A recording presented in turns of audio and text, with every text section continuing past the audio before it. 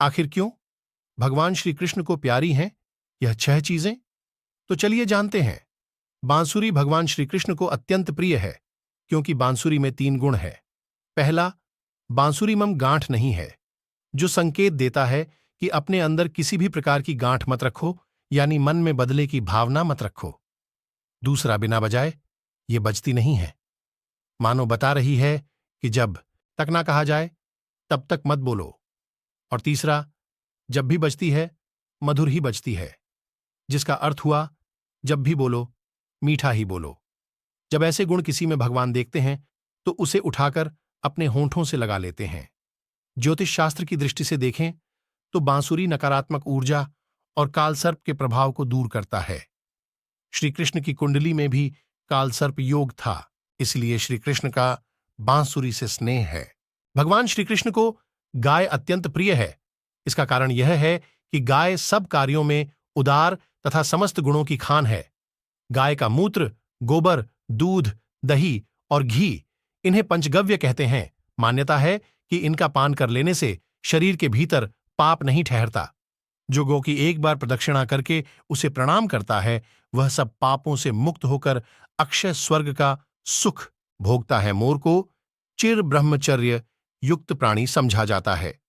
अतः प्रेम में ब्रह्मचर्य की महान भावना को समाहित करने के प्रतीक रूप में कृष्ण मोर पंख धारण करते हैं।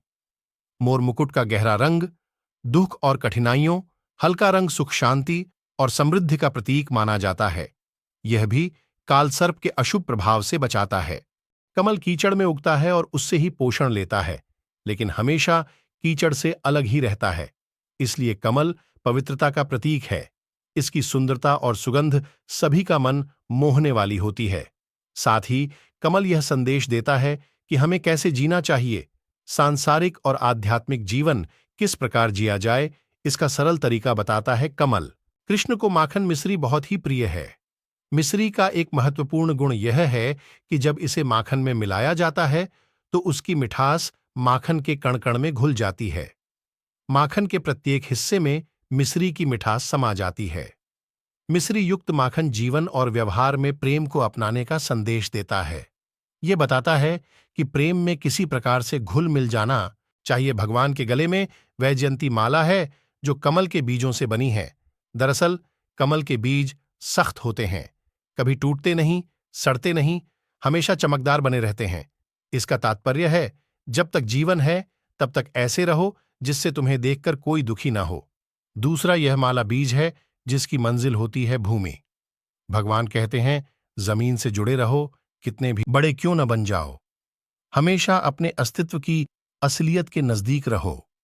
अगर वीडियो आपको अच्छी लगी हो तो लाइक करना, शेयर करना और कमेंट करना बिल्कुल ना भूलें।